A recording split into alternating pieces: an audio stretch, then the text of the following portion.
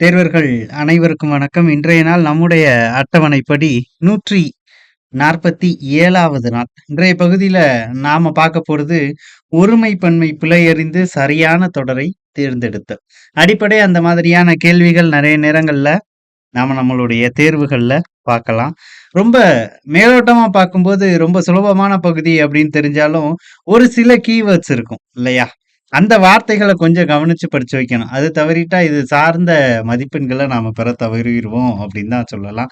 அப்ப தமிழ்ல ஒரு சில குறிப்பிட்ட வார்த்தைகள் இந்த இடத்துல தான் வரணும் அப்படின்ற சில வரையறைகள் இருக்கு. அது எந்த இடத்துல பயன்படுத்தணும்? அதே மாதிரி அஃது அப்படின்றது எந்த இடத்துல பயன்படுத்தணும்? ஒரு எந்த இடத்துல பயன்படுத்தணும்? ஓர் எப்படி பயன்படுத்தலாம்? அதே நேரத்துல எத்தனை, எத்துணை அப்படின்ற வார்த்தைகள் எந்தெந்த இடத்துல பயன்படுத்தணும்? ஒருமை, பன்மை வார்த்தைகளுக்கு பின்னாடி வரக்கூடிய வினைச்சொற்கள் அல்லது அந்த பயனிலைச் சொற்கள் எந்த மாதிரியான விகுதிய பெற்று வரணும்? இந்த மாதிரியான கேள்விகள்லாம் நமக்கு நெறைய இருக்கு. சரியா? அப்ப ரொம்ப நுண்ணிப்பா இருக்கக்கூடிய மாற்றங்கள் தான் நமக்கு நெறைய நேரங்கள்ல இந்த பகுதிய பொறுத்த மட்டுக்கும் கேள்வியா வரப்போகுது. அப்ப அந்த பகுதியத்தான், அந்த மாதிரியான கேள்வியத்தான் இந்த இடத்துல நமக்கு ஒரு தொகுப்பாவே நம்ம புத்தகத்துல குடுத்திருக்கிறாங்க. என்ன சொல்லியிருக்கிறாங்க அப்படின்றத பார்க்கலாம். ஒருவர் பேசும்போதும், எழுதும்போதும் பிழையின்றி பேசவும், எழுதவும் வேண்டும். பேச்சில் அல்லது எழுத்தில் பிழை இருப்பின் பொருள் மயக்கம் ஏற்படும் அப்படின்றாங்க. மயக்கம் அப்படின்றது வேற ஒண்ணும் இல்ல. என்னது? பிழை அப்படின்றது தான். சரியா? அப்ப அ பொதுவாவே சொல்றேனே, இப்ப பேசும்போது பார்த்தீங்க அப்படின்னா, நெறைய எழுத்துக்கள நாம முழுங்கிருவோம். சரியா? உச்சரிக்க தவறிருவோம். அப்ப எழுத்து மொழி பலமானதா, பேச்சு மொழி பலமானதா அப்படின்னா, எழுத்து மொழி தான் அமைப்பு ரீதியா பலமானது. ஆனா, உணர்ச்சி பூர்வமாக அதை வெளிப்படுத்துவதில் பேச்சு மொழி தான் அழகு சார்ந்தது அப்படின்னு சொல்லலாம். நெறைய எழுத்தாளர்கள் இருக்கிறாங்க. நெறைய புத்தகங்கள் எழுதியிருக்கிறாங்க. அதுல மனதை உருக்கும் விதமாக நெறைய புத்தகத்துல பக்கங்கள்லாம் இருக்குது. ஆனா, அந்த எல்லா பக்கத்தையும் எல்லோரும் ஒரே மனநிலையோடு படிப்பது கிடையாது. ஆனா, பேசும்போது பார்த்தீங்க அப்படின்னா, ஒருத்தர் கோபமா பேசுறாருன்னா, அத சுத்தி இருக்கிறவங்க எல்லாருமே அதே கண்ணோட்டத்துல தான் உள்வாங்குவாங்க. சரியா? அப்ப பேச்சு மொழிக்கு ஒரு அழகு இருக்கு அப்படின்னா, அதே நேரத்துல எழுத்து மொழிக்கு இன்னொரு அழகு இருக்கு. இந்த இடத்துல என்ன சொல்லுவாங்க? "பிழையின்றி பேசவும், எழுதவும் வேண்டும்" அப்படின்னு சொல்றாங்க. அப்படி பிழை ஏற்படக்கூடிய பட்சத்துல பொருள் மயக்கம் ஏற்படும். சொற்களிலும் தொடர்களிலும் பிழை வராமல் காத்தல் வேண்டும். அப்ப பிழை அப்படின்னா என்னென்ன விஷயங்கள் எல்லாம் ஏற்படும் அப்படின்னு நமக்கு சொல்லியிருக்கிறாங்க. திணை, பால், எண், இடம், காலம், மரபு ஆகியன பிழையாக வராமல் தொடரை எழுதுதல் வேண்டும். இந்த 6 விஷயங்கள்ல கவனம் செலுத்திட்டாலே பெரும்பாலும் பெரிய அளவுல நமக்கு நிகழக்கூடிய தவறுகள குறைச்சிடலாம் அப்படின்னு நமக்கு சொல்லுவாங்க. எழுவாய் உயர்திணையாக இருந்தால் பயனிலையும் எப்படிதான் இருக்கணும்? உயர்திணையா இருக்கணும். ரொம்ப அடிப்படையான விஷயம் தான். அவன் அப்படின்னு இருந்துச்சுன்னா, சென்றான் அப்படின்னு தான் பயனிலை இருக்கணும். அவன் சென்றது அப்படின்னு நம்மளால எழுத முடியாது இல்லையா? பொன்னன் தொடரோட்டத்தில் கலந்து கொண்டான். எழுவாய் அஃறிணையாக இருந்தால் பயனிலையும் அஃறிணையா தான் இருக்கணும். பசு புல் மேய்ந்தது.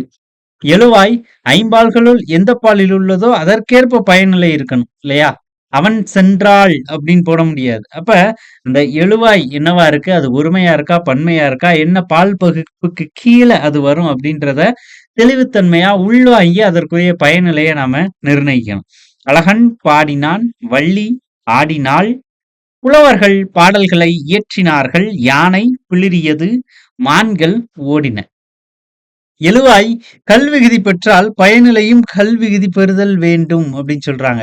புலவர்கள் பாடல்களை இயற்றினார்கள். அப்ப ப்ளூரல் இல்லையா? பன்மை விகுதி அப்படின்னு கல்ல சொல்லுவோம். எழுவாய் அர்விகுதி பெற்று வந்தால் பயனிலையும் அர்விகுதி பெறுதல் வேண்டும் அப்படின்னு சொல்றாங்க. சில எடுத்துக்காட்டு. என் புத்தகம் இது வன்று, என் புத்தகங்கள் இவை அல்ல. அப்ப இதுல எழுவாய் அப்படின்றத உயர்திணை அஃறிணைனா அஃறிணை தான். ஆனா இங்க மிகப்பெரிய மாற்றம் அப்படின்னா என்ன? இந்த இடத்துல அன்று பயன்படுத்தி இருக்கிறாங்க. இந்த இடத்துல அல்ல. 2மே எதிர்மறை வார்த்தைகள் தான். ஆனா என் புத்தகம் அன்று ஒருமைதான். ஒரு புத்தகம் தான். அதனாலதான் அன்று அப்படின்னு சொல்லியிருக்கிறாங்க. என் புத்தகங்கள் அல்ல அப்படின்னு பன்மைக்கு பயன்படுத்தி இருக்கிறாங்க. இப்ப இந்த ஒருமை பன்மை மாறுபாடு பின்னால வரக்கூடிய இந்த பயனிலை அல்லது அந்த எதிர்மறை சொல்லை எந்த அளவுக்கு மாற்றம் பெற வைக்க அப்படின்றத கொஞ்சம் புரிஞ்சுக்கணும். தொடரில் கால வலு ஏற்படாமல் காத்தல் வேண்டும். வலுன்னா என்ன? வேற ஒண்ணுமே இல்ல. பிழைதான் இல்லையா? வலுநிலை, வளாநிலை அப்படின்னு நாம படிப்போம். கால வலு நிகழ்காலம், இறந்த காலம், எதிர்காலம் அப்படின்னு நாம இந்த கால பகுப்புகளை பார்க்கிறோம். அதற்குள்ள பிழைகள் நடந்துடக்கூடாது. தலைவர் நாளை மதுரையில் பேசுவார் அப்படின்றதுதான். நாளை அப்படின்றதுனால பேசுவார் அப்படின்னு போட்டிருக்கிறோம். நேற்று மழை பொழிந்தது அப்படின்னு பேசுறோம் இல்லையா? இப்ப நேத்து மழை பெஞ்சுது அப்படின்னு சொல்றது தான் என்ன சொல்றோம்? பொழிந்தது அப்படின்னு சொல்றோம். அப்ப இந்த அடிப்படையான பிழைகள் எல்லாமே இல்லாம மொழியை கையாண்டாலே போதுமானது அப்படின்னு சொல்றாங்க. ஒருமை என்பது ஒன்றை மட்டும் குறிப்பது. ஒருமையில் தொடங்கும் ஒரு தொடரின் முடிவு ஒருமையில்தான் முடிய வேண்டும். மரம் சாய்ந்தது, அறிஞர் வந்தார் அப்படின்றாங்க. அப்ப பன்மை அப்படின்றது கல்விகுதி பெற்று வரும். பெரும்பாலும் பன்மையில் தொடங்கக்கூடிய சொல் பன்மையில்தான் முடிவு பெற வேண்டும். மரங்கள் சாய்ந்தன, அந்த முடிவு விகுதியை பார்த்துக்கணும். கருவிகள் பழுதடைந்தன. சரியா? அப்ப நாம இடம் அப்படின்ற ஒரு விஷயத்த படிக்கிறோம் இல்லையா? தன்மை, முன்னிலை, படர்க்கை, first person, second person, third person. அதுல இந்த ஒருமை பன்மை மாறுபாடு எந்த மாதிரி வருது அப்படின்றத கொஞ்சம் புரிஞ்சு வச்சுக்கணும். நான் அல்லேன், நாம் அல்லோம். இது என்னது? தன்மை. நான், நாம், யாம், யான் எல்லாமே தன்மை. முன்னிலைன்னா என்ன சொல்லுவோம்? முன்னால இருக்கிறவங்கள நீ அப்படின்னு சொல்லுவோம். நீ அல்லை, நீவிர், அல்லீர், இந்த சொற்கள்லாம் மனப்பாடம் பண்ணிக்கணும். சரியா? அப்போ எந்த மாதிரியான ஒரு ப்ரொனவுனுக்கு எந்த மாதிரியான பயனுலை வருது அப்படின்றத தெரிஞ்சு வச்சுக்கணும். படர்க்கை இடம் தேர்ட் பர்சன்.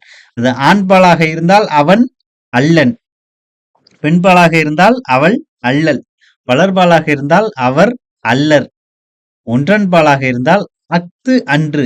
ஏன் அத்து அன்று? அது அன்றுன்னு போடக்கூடாதா? இல்ல, அத்து உயிரெழுத்தை முதன்மையாக கொண்டு தொடங்கும் சொற்களுக்கு முன் அத்து தான் பயன்படுத்தணும். சரிங்களா? பலர்பாலா இருந்தா, பலவின் பாலா இருந்தா அவை அல்ல. ஒன்றன் பால் அப்படின்றதுனால அன்று போட்டிருக்கிறோம், பலவின் பால் அப்படின்றதுனால அல்ல அப்படின்னு போட்டிருக்கிறோம். சரியா? அந்த மாறுபாட்டை புரிஞ்சு வச்சுக்கணும். சில பிழைகள் அது சார்ந்த திருத்தமும் நம்ம இந்த இடத்துல பார்க்கிறோம். குயில் மயில் ஒன்றாய் இருந்தன. குயிலும் மயிலும் ஒன்றாய் இருந்தன அப்படின்னு சொல்றாங்க. அப்ப இந்த இடத்துல குயிலும் மயிலும் வெளிப்பட்டு வந்திருக்கு. நாம எப்படி சொல்லுவோம்? இத இன்னும்மை அப்படின்னு சொல்லுவோம். மறைஞ்சு வந்திருந்தா தாய் தந்தை அப்படின்னா அது உம்மை தொகை அப்படின்னு சொல்லலாம். தாயும் தந்தையும் எண்ணும்மை அப்படின்னு சொல்லுவோம். தோட்டத்தில் மாடுகள் மேய்கிறது. கல்விகுதி பெற்று வந்திருக்குது இல்லையா? அப்ப மேய்கின்றன அல்லது மேய்ந்தன அந்த மாதிரி சொற்களை பயன்படுத்தி பழகின். அன்று பார்த்த பெண் அவள் அல்ல அப்படின்னு சொல்றாங்க. அல்ல கிடையாது இல்லையா? எப்படி சொல்லணும்? அவள் அல்லல். இப்பதான் பார்த்தோம். தமிழ்நாட்டு அணி போட்டியில் வென்றன. தமிழ்நாட்டு அணி ஒரே அணிதான். அணி வீரர்கள் தான் நிறைய பேர் இருக்கிறாங்க இல்லையா? அப்ப தமிழ்நாட்டு அணி வீரர்கள் போட்டியில் வென்றனர் அப்படின்னு சொல்லலாம். இந்த இடத்துல தமிழ்நாட்டு அணி அப்படின்னு மட்டும்தான் இருக்கு இல்லையா? அப்போ என்னதான் சரியான பதில்? வென்றது. தமிழ்நாட்டு அணி போட்டியில் வென்றது. ஐந்தாண்டு திண்டங்கள் ஏற்க பெற்றது. திட்டங்கள் பன்மை, அப்போ பெற்றன. மரத்தில் பழங்கள் பழுத்தன. மரங்களில் பழங்கள் பழுத்தன. சில வீரர்கள் கீழே விழுந்தனர். வீரர்கள் சிலர் கீழே விழுந்தனர். பள்ளியில் குழந்தைகள் பாடம் படிக்கிறார்கள். பள்ளியில் குழந்தைகள் பாடங்களை படிக்கிறார்கள். அப்ப இதெல்லாமே பாத்தீங்க அப்படின்னா ஒரு சில குறைகளை நிவர்த்தி பண்ணா அந்த வாக்கியமானது இன்னும் கொஞ்சம் தெளிவு பெறுது அப்படின்னு சொல்லலாம் இல்லையா? அப்படி தெளிவு பெறும் பொழுது என்ன விஷயத்த சொல்ல வர்றோமோ, அதாவது இந்த செய்தி தொடருக்குரிய விளக்கம் நாம படிச்சிருப்போம்ல, நடந்து முடிந்த ஒரு செயலை தெளிவாக வெளிக்காட்டுவது செய்தி தொடர் அப்படிம்பாங்க இல்லையா? அந்த மாதிரியான சின்ன சின்ன குறைகளை களைந்தாலே அந்த வாக்கியத்திற்கு இன்னும் கொஞ்சம் மெருகூட்டிடலாம் அப்படின்னு சொல்றாங்க. அந்த மாதிரியான சில எடுத்துக்காட்டுகள் நமக்கு இந்த பகுதியில கொடுத்திருக்கிறாங்க. வேறு, உண்டு, இல்லை ஆகியவை மூவிடத்திற்கும் ஐம்பாலுக்கும் பொதுவான சொற்கள் ஆகும் அப்படின்னு சொல்றாங்க. அன்று என்பது ஒருமைக்கும், அல்ல என்பது, அதாவது இது பழம் அன்று, இவை பழங்கள் அல்ல அப்படின்னு நம்ம கொடுத்திருக்கிறாங்க இல்லையா? அப்ப ஒருமைக்கு அன்று, பன்மைக்கு அல்ல அப்படின்ற சொற்களை பயன்படுத்தணும். அப்ப அந்த சொற்கள் எந்தெந்த இடத்துல பயன்படுது, எப்படி பயன்படுத்தணும் அப்படின்ற புரிதலை கொஞ்சம் நாம கொண்டு வந்துக்கணும். ஒன்று என்பதை குறிக்க ஓர், ஒரு ஆகிய இரண்டு சொற்களும் பயன்படுகின்றன. ஒரு சொல்லானது உயிரெழுத்தோடு தொடங்கினா அந்த சொல்லுக்கு முன்ன என்ன பயன்படுத்தலாம்? ஓர் அப்படின்னு பயன்படுத்தலாம். உயிர்மை எழுத்தில் சொல்லும் தொடங்கும் சொல்லுக்கு முன் ஒரு என்னும் சொல்லை பயன்படுத்த வேண்டும். எடுத்துக்காட்டு என்ன குடுத்திருக்கிறாங்க? ஓர் ஊர், ஓர் ஏரி, ஒரு நகரம், ஒரு கடல். ஏன் இந்த இடத்துல உயிர்மெய் எழுத்து வந்திருக்குது? இந்த இடத்துல நேரடியா எனக்கு உயிரெழுத்தே இருக்குது. அதனாலதான். இவை போலவே உயிரெழுத்தில் தொடங்கும் சொல்லுக்கு முன் அஃது என்னும் சொல்லை பயன்படுத்த வேண்டும். உயிர்மெய் எழுத்தில் தொடங்கும் சொல்லுக்கு முன் அது என்னும் சொல்லை பயன்படுத்த வேண்டும். எடுத்துக்காட்டுக்கு பாருங்க. அஃது இங்கே உள்ளது. அது நன்றாக உள்ளது. அஃது இல்லாத இடத்தில் எதுவும் நடக்காது. அது நகரத்திற்கு செல்லும் சாலை. அஃது ஓர் இனிய பாடல். அப்ப ஓ உயிரெழுத்து. அதனால அஃது பயன்படுத்தி இருக்கிறோம். ஈ உயிரெழுத்து. அதனால ஓர் பயன்படுத்தி இருக்கிறோம். சரியா? தெளிவுபட புரிஞ்சு வச்சுக்கணும். உயிர்மெய் எழுத்தில் தொடங்கும் சொல்லுக்கு முன் ஒரு அது ஒவ்வொரு எண் ஒவ்வொரு என்னும் சொல்லை அடுத்து நாளும் காசும் என்பன போல ஒருமைச் சொற்களே வர வேண்டும். எத்தனை என்பது எண்ணிக்கையை குறிக்கும். எத்துணை என்பது அளவையும் காலத்தையும் குறிக்கும். எத்துணை பெரிய மரம், இங்க பாருங்க, அளவை வெளிப்படுத்தும். அந்த ஆச்சரியத்தை வெளிப்படுத்தக்கூடிய ஒரு வார்த்தையா இருக்கு. எத்தனை நூல்கள் வேண்டும் அப்படின்றது எண்ணிக்கையை வெளிப்படுத்தக்கூடிய ஒரு வார்த்தையா அந்த இடத்துல இருக்கு. தாங்கள் படிக்க வேண்டிய புத்தகங்கள் இவை அல்ல. ஏன்? புத்தகங்கள் பன்மை அப்படின்றதுனால அல்ல பயன்படுத்தி இருக்கிறாங்க. உங்களோடு வருவோர் நாம் அல்லோம். மணிமேகலை செல்வ வாழ்வை விரும்பியவள் அல்லல். ஈ மொய்த்த பண்டங்கள் உடலுக்கு நன்மை செய்வன அல்ல. செய்வன அப்படின்னு பயன்படுத்தி இருக்கிறாங்க. அல்ல பயன்படுத்தி இருக்கிறாங்க. எப்படி வார்த்தைகள் பயன்பாடு அப்படின்றத புரிஞ்சு வச்சுக்கணும். இந்த நிலத்திற்கு உரிமையாளர் நீ அல்லை அப்படிங்கிறது தான். சரி, அப்ப தன், தம், தான், தாம் எனும் சொற்கள் எங்க பயன்படுது அப்படின்ற ஒரு சில எடுத்துக்காட்டு கொடுத்திருக்கிறாங்க. தான் அப்படின்றது ஒருமையை குறிக்கும். தாம் அப்படின்றது பன்மையை குறிக்கும். இவ்வேறுபாட்டினை அறிந்து தொடர்களில் பயன்படுத்த வேண்டும். தான், தன்னை, தன்னால், தனக்கு, தனது ஆகியவற்றை ஒருமை தொடர்களில் பயன்படுத்த வேண்டும். தாம், தம்மை, தம்மால், தமக்கு, தமது ஆகியவற்றை பன்மை தொடர்களில் பயன்படுத்த வேண்டும். தலைவர் தமது கையால் பரிசு வழங்கினார். மாணவன் தனது கையால் பெற்றுக்கொண்டான். அப்ப இந்த இடத்துல தலைவர் ஒரு ஆள் தானே, ஏன் இந்த இடத்துல தமது வரணும்? மாணவன் ஒரு ஆள் தானே, அங்க ஏன் தனது வரணும் அப்படின்னா அதை கொஞ்சம் நமக்கு தெளிவுபடுத்தி இருக்கிறாங்க.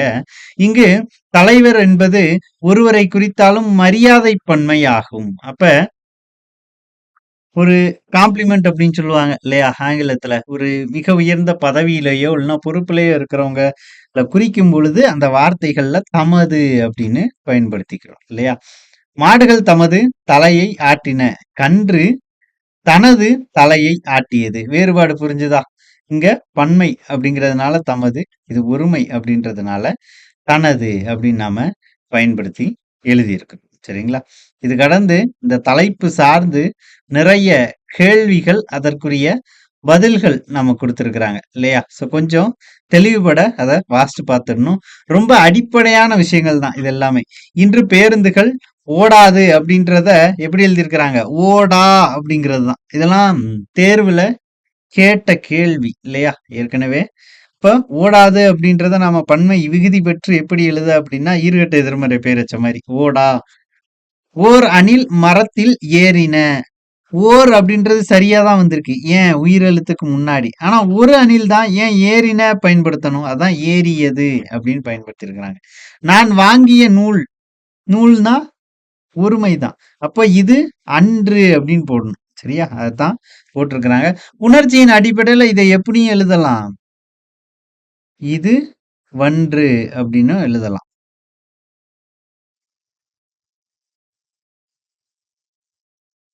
இப்போ இந்த தனது, தமது வார்த்தைகள் பயன்பாடு, அதற்குரிய எடுத்துக்காட்டு, இப்படி புத்தக வினாக்கள் நமக்கு கொடுத்திருக்கிறாங்க. சிறுமி தனது கையில் மலர்களை வைத்திருந்தாள்.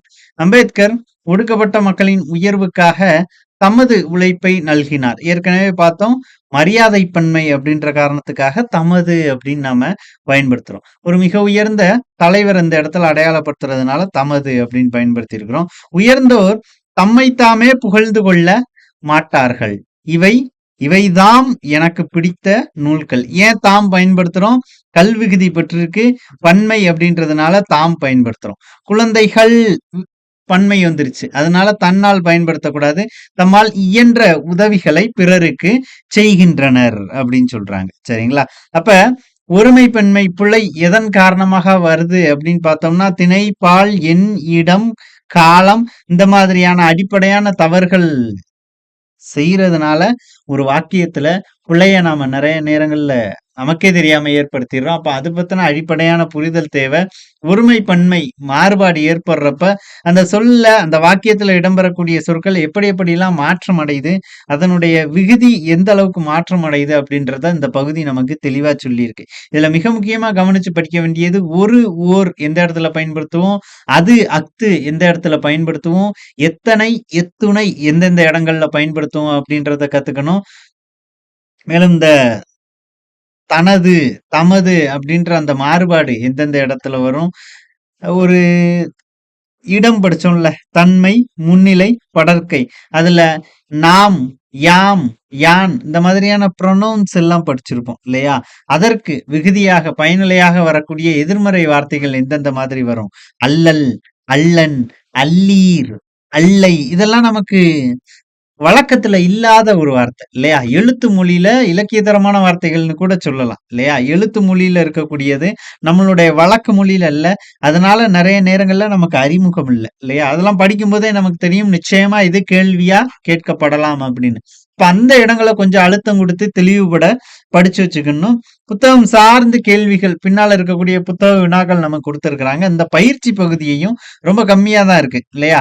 இந்த பயிற்சி பகுதியையும் ஒரு தடவை வாஸ்து பார்த்துடணும். அது கடந்து இறுதியா பாத்தீங்க அப்படின்னா, ஒரு எந்த இடத்துல பயன்படுத்தணும், ஓர் எந்த இடத்துல பயன்படுத்தலாம் அப்படின்ற அடையாளப்படுத்துதலுக்காண்டி ஒரு சில வாக்கியங்கள் நமக்கு கொடுத்திருக்கிறாங்க. இது தேர்வுல அடிக்கடி நம்ம பார்க்கக்கூடிய விஷயம். அமைச்சர் அப்படின்ற வார்த்தையை அடிப்படையை வச்சே நிறைய கேள்விகள் நமக்கு வந்திருக்கும். ஓர் மாவட்டம் அப்படின்றத ஒரு மாவட்டம் அப்படின்னு எழுதியிருக்கிறாங்க. ஏன்? உயிர்மெய் எழுத்தோட அந்த சொல் துவங்குவதனால ஒரு அப்படின்ற வார்த்தை இடம்பெறுது. அதே மாதிரி அமைச்சருக்கு என்னதுதான் போடணும்? ஓர் தான் போடணும். சரியா? இந்த மாதிரி எடுத்துக்காட்டுகளும் நமக்கு நிறைய கொடுத்திருக்கிறாங்க. இப்ப ஒரு பன்மையினுடைய விகுதி எந்த மாதிரி வரணும்? அதனால ஒரு வாக்கியங்கள்ல எந்த அளவுக்கு மாற்றங்கள் ஏற்படுது அப்படின்றத கொடுத்திருக்கிறாங்க. வார்த்தை அடிப்படையிலையும் கொடுத்திருக்கிறாங்க. இறுதியா நமக்கு எப்படி இருக்குது? வாக்கியங்கள் அடிப்படையிலையும் எப்படியான மாறுபாட மேற்கொள்ளணும் அப்படின்னு பயிற்சி பகுதி நமக்கு கொடுத்திருக்கிறாங்க. அப்ப இந்த பகுதியெல்லாம் ஒரு தடவை தெளிவுபட வாஸ்து விட்டுறணும். பன்மை, ஒருமை வேறுபாடு சொற்கள்ல, வாக்கியத்துல எந்த அளவுக்கு மாற்றத்தை ஏற்படுது அப்படின்றத இந்த பகுதியில இருந்து நாம புரிஞ்சுக்கலாம். என் எழுதுகோல் இது வல்ல அப்படின்றது நமக்கு வராது. எப்படி வரும்? என் எழுதுகோல் இது அன்று, இது வன்று அப்படின்னு எழுதியிருக்கிறாங்க. ஏன் அன்று? எழுதுகோல் அப்படின்றது ஒருமை அப்படின்றதுனால அன்று அப்படின்றது பயன்படுத்தி இருக்கிறாங்க இல்லையா?